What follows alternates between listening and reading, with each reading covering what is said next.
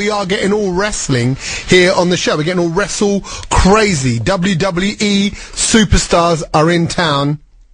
And we have none other than Mr. Wade Barrett here for you. Wade, welcome to the BBC Asian Network. You are a WWE superstar, and now you're back home. Does it feel nice to be here? Yeah, it's great to be back home. It's good to see family, and it's good to perform back in front of the English crowds again. Now, do you think, being a Brit lad then, being one of us, you've got something that the Yanks haven't got?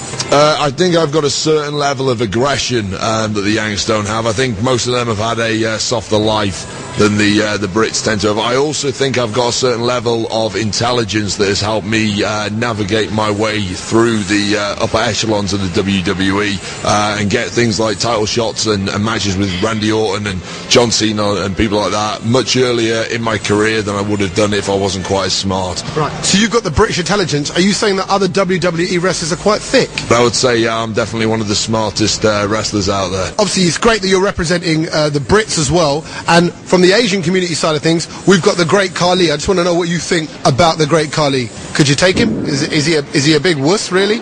Well, the Great Khali, he has got me on one thing, which is size. He's obviously 7.5 foot tall and 450 pounds or whatever it might be. But along with my Nexus guys, we actually attacked the Great Khali back in August. We took him out, we beat him up, we smashed his knee up, and we haven't seen much of him ever since. So I think when it comes to myself and the Great Khali, I think I've definitely got the edge over him. 7.5 foot of man. What's it like to kind of stand around someone who's that big? He's a pretty intimidating man, but when I've got 7 other Nexus guys around me, he doesn't look quite so big. Who is the greatest wrestler or WWE wrestler of all time?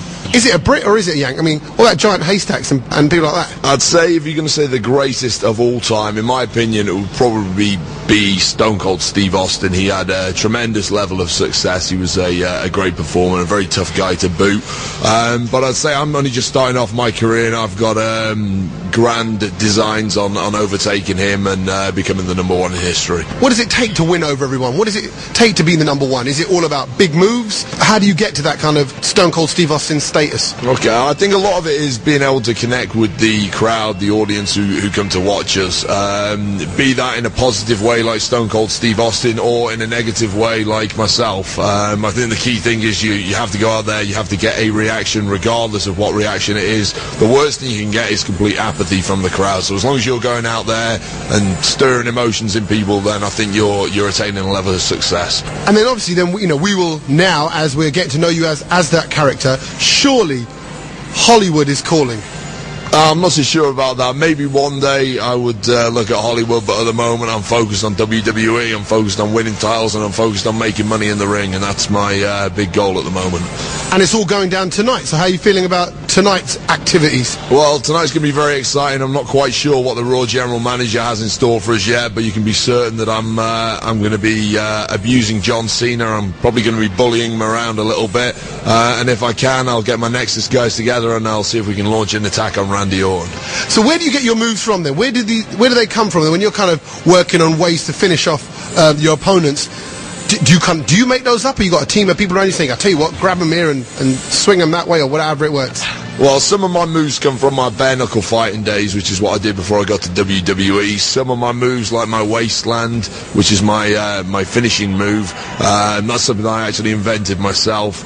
And then other moves I get from watching sort of tapes and DVDs of older wrestlers and guys who came before me and studying some of their moves as well. So yeah, it's a range of ways that I come up with stuff. Are you at the peak of your game right now? Do you feel stronger and tougher than ever compared to, even the bare knuckle days? How do you feel right now? You feel like you're A1? I think I'm the best I've ever been, but I think I'm on a learning curve at the moment. The more I get in the ring with people like The Undertaker and Randy Orton and people like that, the better I'm going to get. I'm getting better every single week. I feel myself growing, and I'm nowhere near my potential yet. So the best is yet to come, is that what you're saying? Yeah, absolutely. I mean, keep watching. I promise you I'm going to be world champion. I'm going to be the first ever English world champion in the WWE, and I'm going to go on to bigger and better things. I love it. So keep watching, Wade, and keep listening, because now I'm going to get him to give me some tips.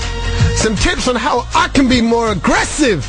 Yeah, man. Aggression. Woo! From DCS's 10th studio album, it's called Punjabi, and you know it. The vocals of Shin and Shaheen Khan. So we're halfway through our little chat with Wade Barrett.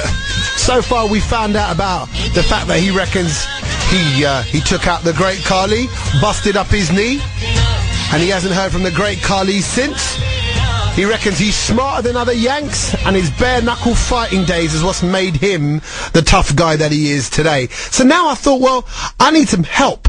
I need some help, and I need him to help make me a little tougher. Right, now I need some help. I need some help on being a bit more like you. I think I need to be a little bit tougher. I don't really have it in me. I'm a fluffy breakfast radio presenter.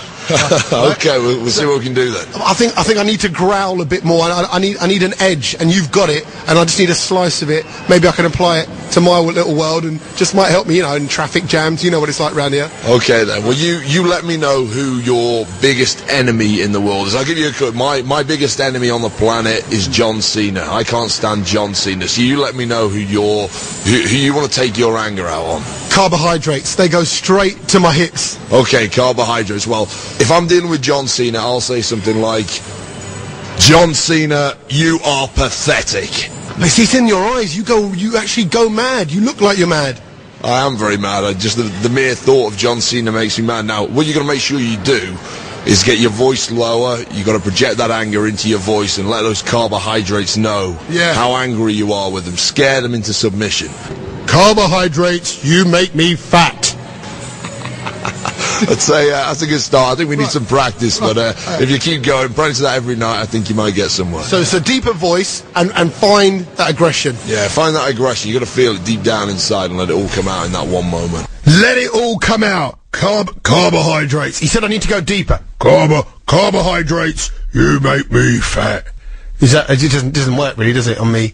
Yeah, I don't think I'll ever make it as a wrestler. But the lovely way, I actually think he is lovely. He's a really nice guy, very real guy, and he's representing the UK over in WWE. If you've gone down to see him in Manchester, or if you're going down to Manchester today or the O2 Arena later on today, let me know. Let me know if you're going to go. Let me know what it was like when you checked out our man, Mr. Wade Barrett, officially a friend of the Asian Network now. There are pictures online right now that you can check this guy. If you've never seen what he looks like, go to our friends and family. What am I talking about? Our pictures of Tommy and Friends. It's on the BBC Asian Network website, bbc.co.uk/Asian Network. Go to my pages and click on photos under Tommy and Friends, me and Wade. You'll see how big he is. I'm 6'3", right? Look at the size of him compared to me. His pumpkin-sized head makes mine look like a little mutton. Look at it. Check it out. Pictures up online, and we'll pop them on Facebook as well.